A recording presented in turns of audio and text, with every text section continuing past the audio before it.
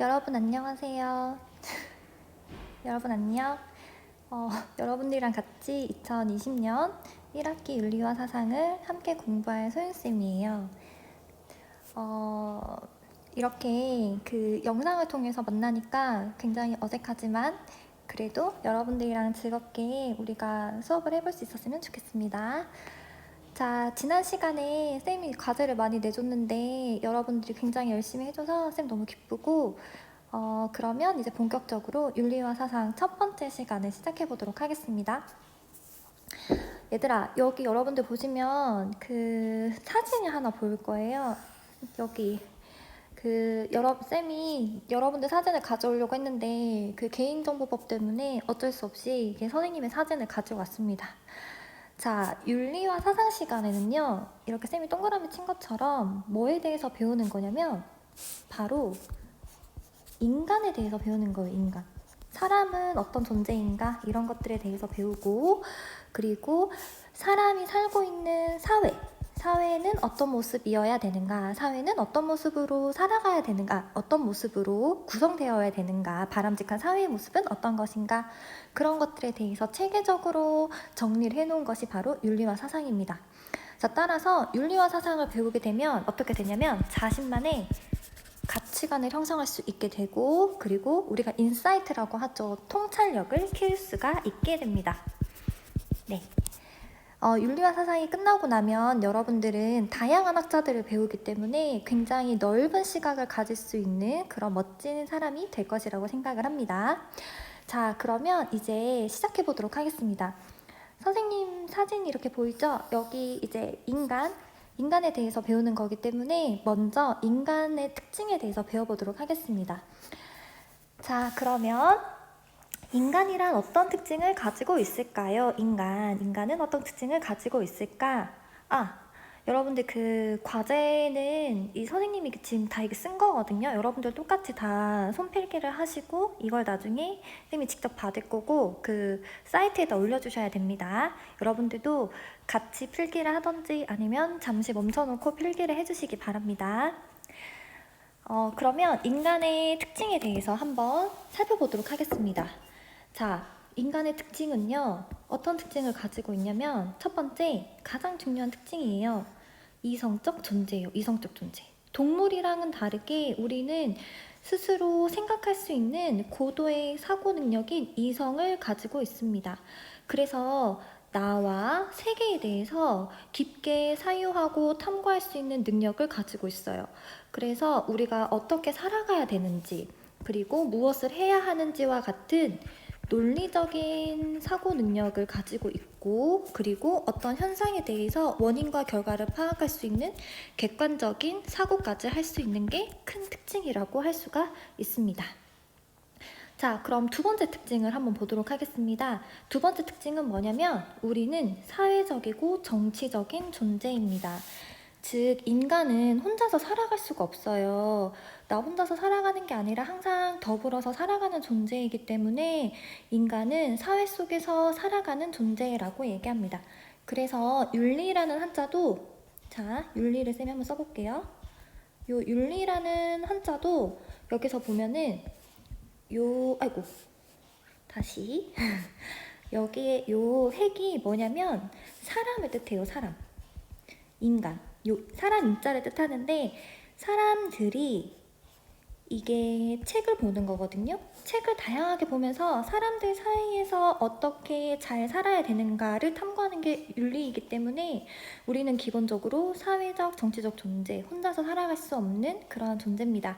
그래서 맥킨타이어는 이렇게 얘기해요. 인간은 서사적 존재이다 라고 얘기합니다. 서사라는 건 뭐냐면 서사는 뭘까요? 서사는 역사를 이야기합니다. 역사. 한 인간은 어떤 삶의 스토리 속에서 살아가는 존재라고 이야기를 합니다. 그래서 우리가 역사를 배우기도 하고 역사를 만들어 가기도 하는 그런 존재라고 얘기를 하죠. 자, 그 다음에 세 번째 특징은 도구적 존재예요. 도구적 존재. 도구적 존재는 뭐냐면 지금도 선생님이 이렇게 아이패드로 지금 여러분들이랑 수업을 준비하고 있거든요. 부족한 것들을, 인간의 그런 능력에서 부족한 것들을 다양한 도구를 통해서 만들어 사용할 수 있는 존재예요. 유형의, 무형의 도구를 만들죠. 뭐 예를 들면 우리가 눈에 보이지 않는 무형의 도구도 있는데 그런 것들은 법도 있을 수도 있고 그리고 규범이 있을 수도 있습니다. 유형은 쌤이 지금 하는 이런 아이패드도 있을 수 있고요. 뭐 사다리도 있을 수 있고요. 비행기 같은 것도 있을 수 있겠죠. 자, 세 번째는 뭐냐면 유의적 존재입니다. 유의적 존재. 이거 쌤은 그 세종고 친구들이 굉장히 그 밝은 친구들이라고 많이 생각하는데 여러분들이랑 있으면 참 좋을 때가 많아요. 그 이유는 여러분들이 쌤에게 재미와 즐거움을 굉장히 많이 주거든요. 그래서 우리는 어떤 목적이 없지만 그냥 즐거움과 재미를 추구하는 존재이기도 해요. 그래서 유머를 하기도 하고 그 다음에 그냥 축구를 하기도 하고 그냥 춤을 추기도 하는 그러한 특별한 존재들이기도 하죠. 종이 쳤네요. 자, 다섯 번째 특징을 한번 보겠습니다. 다섯 번째 특징은 뭐냐면 문화적 존재예요. 문화적 존재. 문화적 존재라는 건 인간의 언어, 제도, 지식, 가치, 삶의 양식 등 인간이 가지고 있는 다양한 삶의 양식이 문화를 창조할 수 있는 존재이다라는 거예요. 그래서 각 그 나라마다 그 지형이나 그런 역사에 따라서 다양한 문화, 다양한 언어들이 있죠. 그래서 선생님도 요즘에는 굉장히 그 영어에 관심이 많아서 영어를 열심히 배우면서 영어권 문화를 많이 배우고 있어요. 그러면 우리의 문화와 저기 그 영어권 문화가 이런 공통점이 있고 차이점이 있구나라고 하면서 생각을 넓혀갈 수가 있더라고요.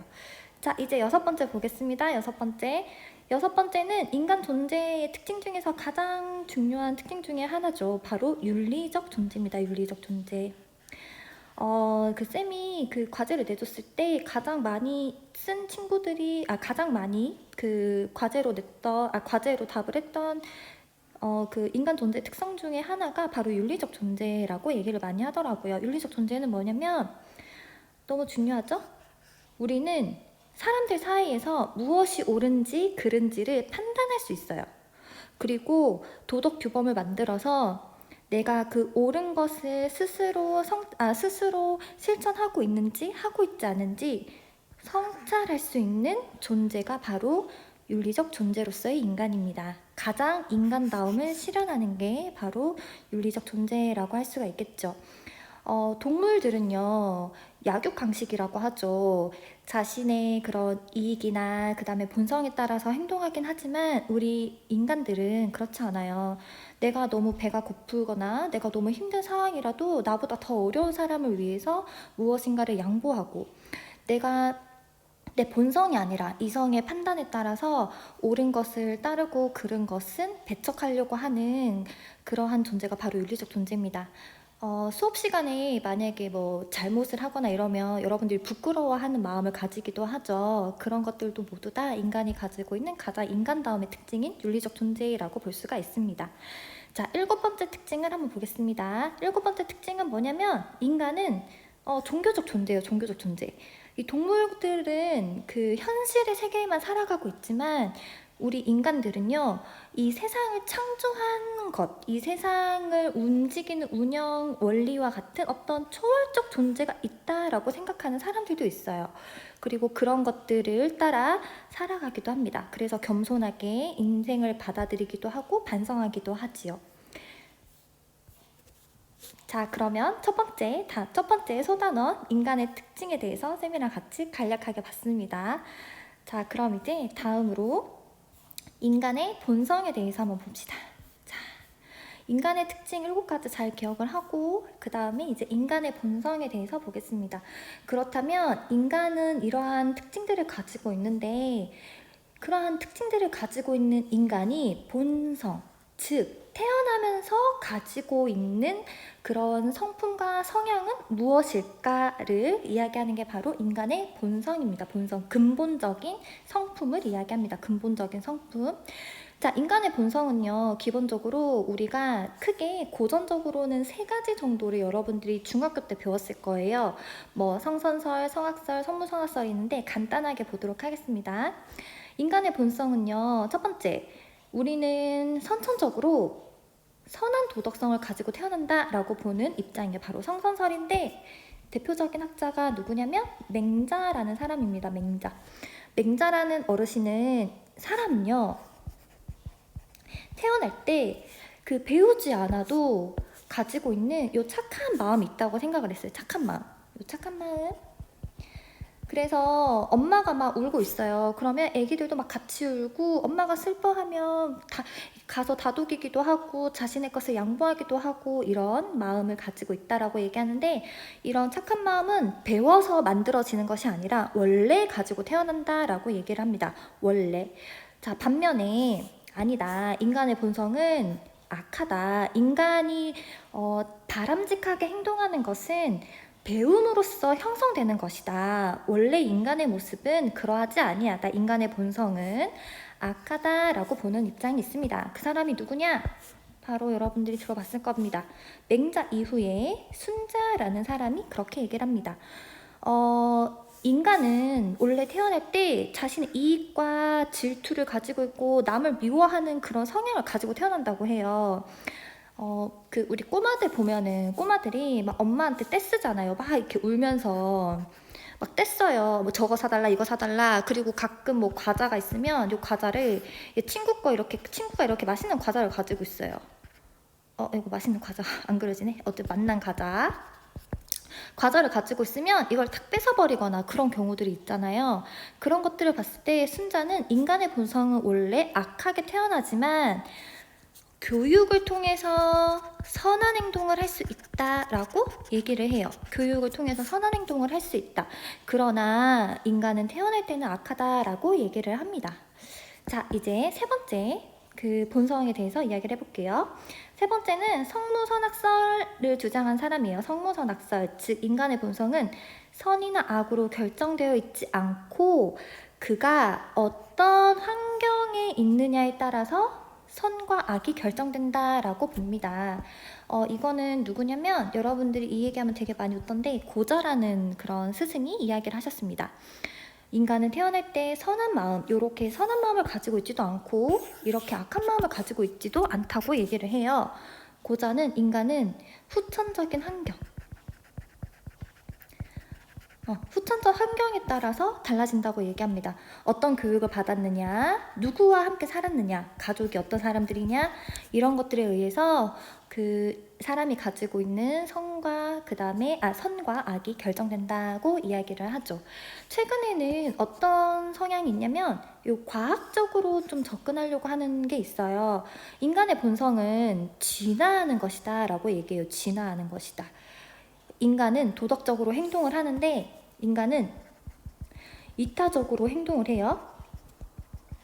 그런데 이 이타적으로 행동하는 것은 진화의 산물이다 라고 얘기를 하는 거예요. 진화의 산물. 내가 나의 생명을 지키고 사회적으로 발전하는 데 있어서 나의 이타적인 행동은 그것을 이끄는 요인이기 때문에 도덕적인 행동, 이타적인 행동은 진화의 산물이며 즉 인간의 본성은 진화적으로 바뀌어 나간다라고 보는 입장이 최근의 입장입니다. 이렇게 네 가지가 있습니다. 여러분들은 이 네 가지 중에서 어떤 거에 가장 공감해요? 선한 도덕성을 가지는 것일까? 아니면 악한 그런 인간의 본성을 원래 악하다고 보는가? 그 다음에 결정되어 있지 않다고 보는가? 여러분들은 이 네 가지 중에 무엇을 가장 공감하는지 쌤이 되게 궁금한데요. 요 입장들이 가지고 있는 특징들은요, 나중에 어떤 사람은 신분제를 인정하게 되는 경우도 생기고요. 어떤 사람은 인간은 동물과 별반 다를 바 없다라고 보는 입장도 있고요. 또 인간은 나중에 특별하다고 생각하는 그런 입장들이 가지게 되는 가장 근본적인 인간관입니다. 그래서 여러분들 잘 기억해두고 다음에 쌤이랑 구체적으로 좀 배워보겠습니다. 자, 그러면 여기까지 여러분들이 3차시 끝내고 정리를 하시고 좀 쉬고 다시 윤리와 사상, 윤리 사상과 사회 사상 요거 배워보도록 할게요. 필기 예쁘게 해요.